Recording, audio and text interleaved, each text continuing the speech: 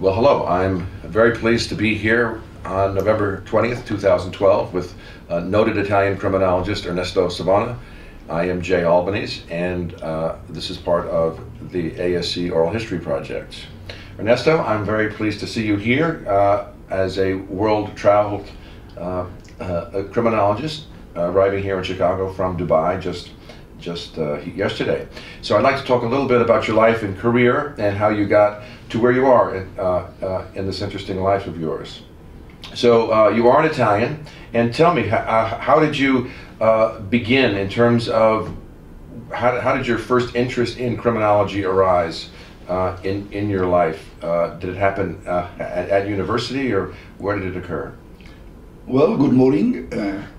Thanks, Jay, for losing time on me, and really nice to be here to this initiative and to participate to this interview. Well, I started from law, so I took my degree in law. It was 65 in Palermo, Sicily, and for some time I've been spending my research activity in sociology of law. So I come from law, I meet sociology, and I meet statistics also, so numbers, because between the law degree in Palermo and after postgraduate school in sociology and social research, I've been deepening my knowledge about social context, statistics, and methods for analyzing all these things. So at that time, it was really at the end of the 60s, beginning of the 70s, I did not have a specific interest in criminal law or in crime. This specific interest came out once I've been developing more the evaluation and the impact of criminal law upon crime. And this was the end of the 70s and beginning of the 80s, especially of the new anti-mafia legislation which came out in Italy. So I was analyzing, using numbers and statistics, what could be the impact of law upon crime, what is changing, and all these things. So my point is coming from law, meeting sociology, statistics, and going on crime. I see. So I see from your background, you began your academic career at the University of Rome, was it? I took my degree in law in 65 in Palermo, and I went to postgraduate school in sociology. At that time there was no PhD in Rome, La Sapienza. Okay. And I was 27 years old, and from La Sapienza I became assistant professor of sociology of law and after associate professor there. Mm-hmm. And in the 86 I had two opportunity of chairs, one in sociology of law, one in criminology, and my choice was criminology, no more sociology of law. So the main choice, formally speaking, it comes in 1986, once I was appointed full professor of criminology at the University of Trento. This was the only chair available in Italy at that time for non-physicians. This is relevant. I was a degree in law, and all the academic people were physicians. So this was quite relevant, and this was one of the main reasons why I said, okay, let us go in a faculty of law, Trento, very open comparatively speaking, and being the non-physician, non-anthropologist in the sixth sense, I could contribute much better than what has been done before, with this Lombrosian attitude, mm-hmm. which was characterizing the Italian academia. Right, it is very interesting because many people in North America don't realize in North America you go to conventions and there's all these employment exchanges and job fairs. In Europe, positions of professor are much more difficult to get. There are many fewer positions, and it's a much more competitive thing to get an appointment as a professor at university. Never mind, you were doing it at a time when criminology in Europe was just at its very beginning, and it had not progressed.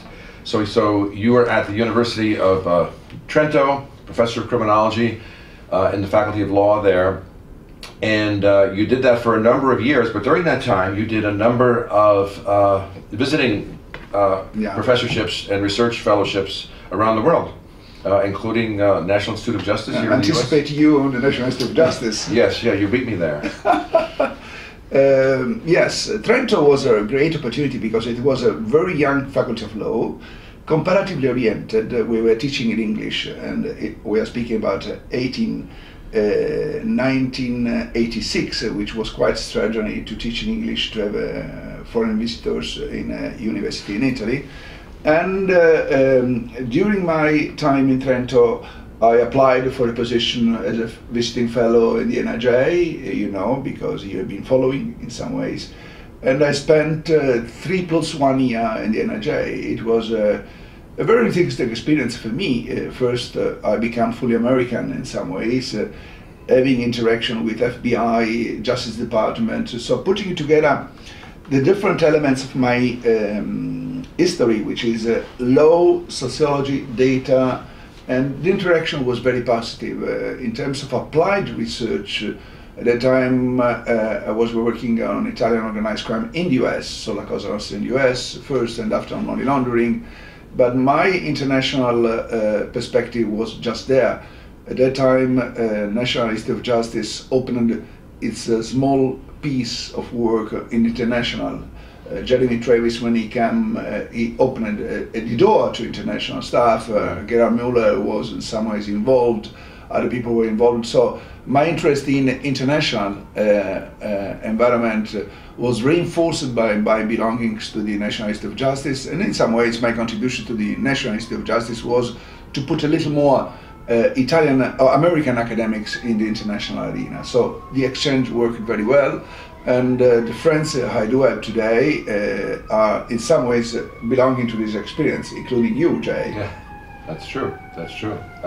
And you also spent some time at Cambridge and also at Yale Law School. Yes, Yale comes before the National Institute of Justice, because I went to the Institute of Justice because I was presented by Albert Rees, who was at Yale at the time. Mm-hmm. I spent at Yale Law School with Dean Calabresi, and Stanton Wheeler was teaching sociology of law at the time. Mian Damaska was procedural law. This group of people, Bruce Ackerman was doing, Susan Rose Ackerman, corruption there. All these people was a very positive contest for a person who is coming from law, but he is interested in crime and sociology of crime in some ways. So Albert Rees said, why, Ernesto, you don't apply for the NIJ? And Albert Rees, who was at Yale at the time, has been helping me to get to this position. I applied, and on the end, from the NIJ, all the other things and be moving forward much more the criminological path than sociological path. Oh, I see. Okay, very good. And so you did those years in Trento until 2002, when you moved to the Catholic University of Milan. Yeah. Where you are now. Yeah. And the interesting thing that occurred during this period, during the 1990s, was your founding of Transcrime as a research unit. And I wonder if you could just tell us a little bit about what that is and what its importance was in developing not only your career, but I think criminology in general in Italy and elsewhere. Yeah. When I came back from the United States to my university, Trento, I went to the rector and say, well, look, I have some experience in international academia and research. If you give me a room, half time of a secretary, instead of doing consultanship with UN, at that time there was UN, a lot of action in the area of crime. Instead of taking money from UN, I will put all this money in this box, which comes as a research center of university, and we will start. I started with a couple of students. Today there are 25 people full-time working in this center, who has two offices, one in Milan and the other one still in Trento. The idea was the following: let us understand how crime is changing across the world, and let us see if we can address more specifically the policies for combating crime. The feeling we had is that sometimes crime is changing and the policies are going to the other side. Let us update the knowledge about crime and policies in order to be much more effective. And this was the vision of this center.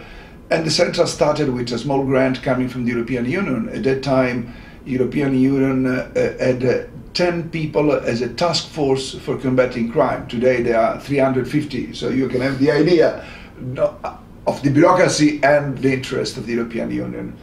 And we've been moving with the UN and the world. We did a small book, Organized Crime Across the World, with UNI. And this was really the idea of involving students and young researchers in looking outside the borders. Outside the border means not only Italy, not only Europe, but also outside the border what is happening in the world. Because what was happening in Italy at that time, mafia, Camorra, and 'Ndrangheta, was always seen as something Italian, nothing else. And the people did not understand that what was changing in Italy was also the effect of something which was changing outside. And putting together the outside and inside was quite very relevant in terms of education of the new people, and also in terms of reshaping laws that at the time were very relevant in Italy. We were opening the eyes of policymakers, say, pay attention. What you are dealing with is something which is not local, it's something much more international. You need to move outside the borders, explain to the other countries that Italian mafia is no more only Italian, but it's becoming much more international, and find an agreement with other countries. At least find what we call the platform for developing laws, law enforcement, judiciary. And this was the beginning of what we call a European platform, at least. Today there is a European platform which is going on, a European platform on confiscation of the assets, on criminal law, on law enforcement. But in the 1994, when these things started, there was just a few people, visionaries, thinking that the things cannot stay inside the borders. It's a fascinating time historically because beginning with the 80s, the anti-mafia movement took hold, and then later in that decade, then world events started taking over. The collapse of the Soviet Union, the rise of the emerging democracies, the rise in the strength and interest of the EU, and so all this was happening in addition to the fact that in Europe, criminology was emerging as a field unto its own, coming out of law schools where it traditionally had been, and becoming its own social science, and the development of the European Society of Criminology. And you were one of the first presidents of the European Society of Criminology in 2003 it was, right? Yeah, we were the founding fathers, including Martin Kilas and Van der Bunte and the others. But consider, Jay, that in Italy, many of my colleagues were physicians, so not understanding the social dimension of law. So you need to do two jumps. One is moving from what is the vision of the academia in Italy at that time, and the other one moving at the international level. So the European Society for Criminology was a very good start in explaining to the researchers of Europe that something could be done together, which means in some ways anticipated also the vision of the policymakers which came after. So the research in the European Society of Criminology was moving also in the direction of having less borders, more knowledge. And less borders, more knowledge was not something easy for the policymakers which were dealing with the borders, all these things. And the new generation of students and researchers that has been looking to this small group of people having the vision of putting Europeans close together has been growing up. Today, many of these people are coming to this conference. Many people are going abroad. There's a mix between people, at least more students and more people are speaking English and read English. We just today in Italy teach in English, not because we don't like Italian, but because we believe there should be a common language for understanding common problems. And this has been working, and these funding fathers and funding mothers at the time was a very positive launch. Yeah, and when you look at your career over the last 20, 30 years, it is remarkable, your record of publication, of funded research, of emphasis on transnational crime. I would argue that you are one of the few well-known scholars around the world whose career is really based primarily on organized crime research. There are very very few criminologists worldwide whose career is based primarily on including that, you, including me, and to the point, and obviously your reputation continues, because even right now as we sit here, you're chair of the Global Agenda on Organized Crime for the World Economic Forum, having just come from Dubai for that meeting. So that's impressive. But when you look at the work you've done on extortion, on counterfeiting, on human trafficking, on mafia, on all these things, it's fascinating, and I just want to talk about a few of them, because some of the contributions I think are quite significant. One thing that is happening in the EU that has not happened in North America or anywhere else to my knowledge is the growth of the interest in crime-proofing legislation when it's passed. I wonder if you could talk a little bit about that work and the work you've done on that. And it's the kind of thing we haven't thought about, certainly in America, but I think it has a lot of merits. Yeah, it's something I like very much, and probably in terms of my career, this is the most relevant thing I've been dealing with. Also, if it has been quite neglected by those people, Europeans, who have been funding this initiative.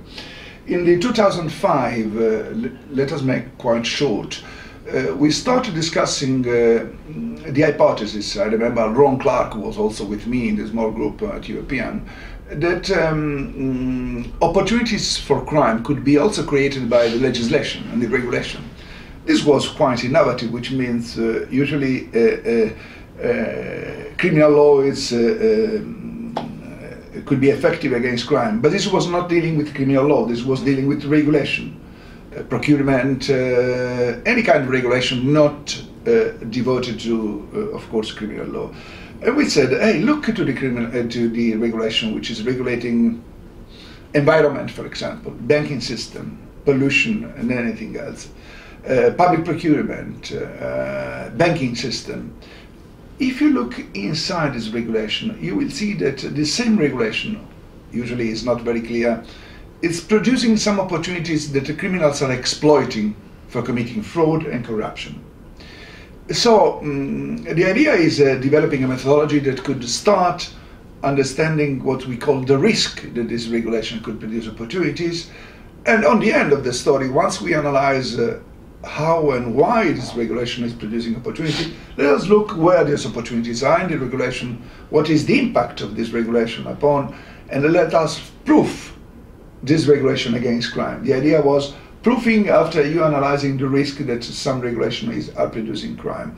This was a very relevant idea in 2005. The European Commission did not understand, did not fully understand what was, if it was relevant or not. There was a battle between competence and all these things. Mm-hmm.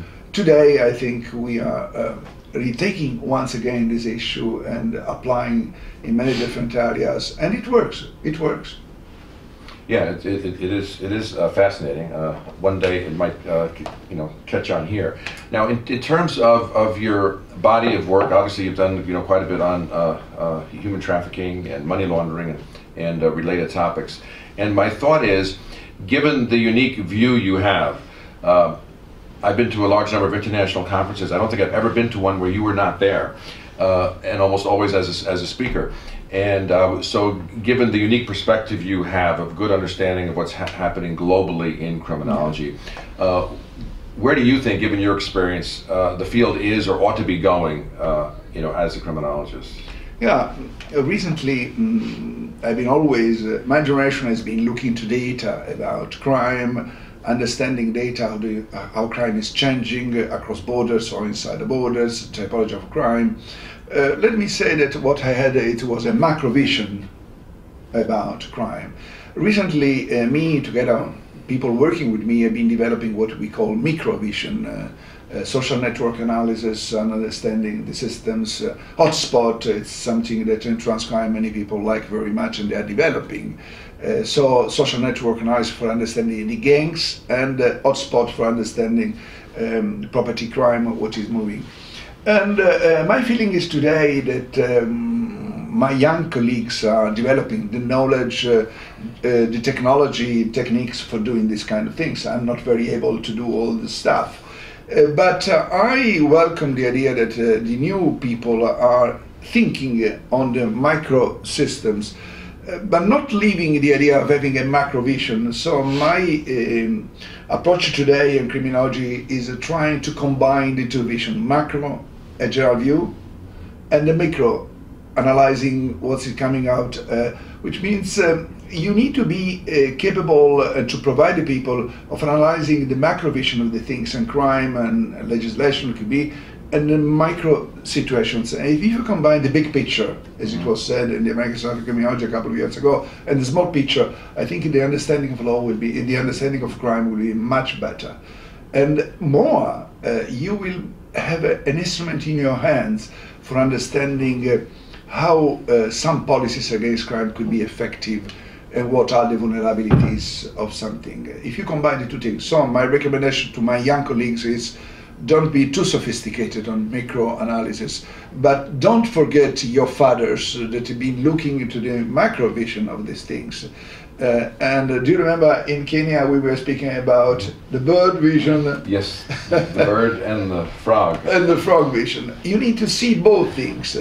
And I'm looking around, looking at this conference, how many people are doing hotspot. There is a love for the hotspot analysis, an increasing love for the social network analysis. They are analyzing gangs and groups. If you combine all these things and you look at how mafia and drugs are developing in the world, and if you look to the internal organizational structure of mafia, you will understand something much more than you have been doing before.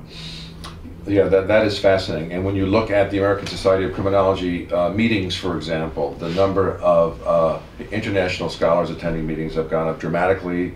The Division of International Criminology at ASC is now the largest division in the organization, and with the rise of the European Society of Criminology, whose meetings now have between 500 and 800 people attending their meetings. All this combines well because I think it's raising awareness of North American researchers into thinking more about borders when they think about a crime. Yeah. Because there are so many more borders in Europe and Asia and elsewhere to worry about cross-border traffic, whether it's people or goods or counterfeit products, whatever it might be. Yeah, until now criminology has been something more American-European, let me put it this way. Mm-hmm. What we need in the future, opening our eyes to what's happening in Asia and South Asia, not much in China, we know. Yesterday I was asking to a Chinese colleague who is the editor-in-chief of the Springer Journal about South Asian criminology. Who is writing in your journal? I said, well, Americans. Europeans say, what do you mean? You need to open the gate to the other people in your country.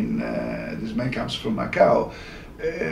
Because I think something is relevant there in terms of crime, corruption, policies.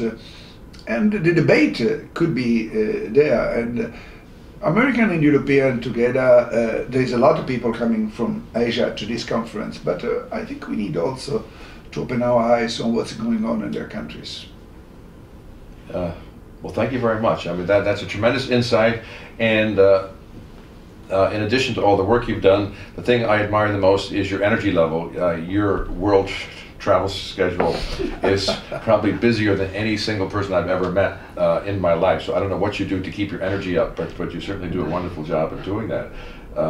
Because no matter where I plug up my head or look at an agenda, I said, "Oh my God, there's Ernesto," presenting on some topic. So I wanted to thank you for your time in agreeing to this interview, and I hope that the many people who watch this and understand your central role in developing criminology beyond just Italy, but really transnationally. So thank you very much for your contributions to the field, Ernesto. Thank you to you, Jay. Thank you to all.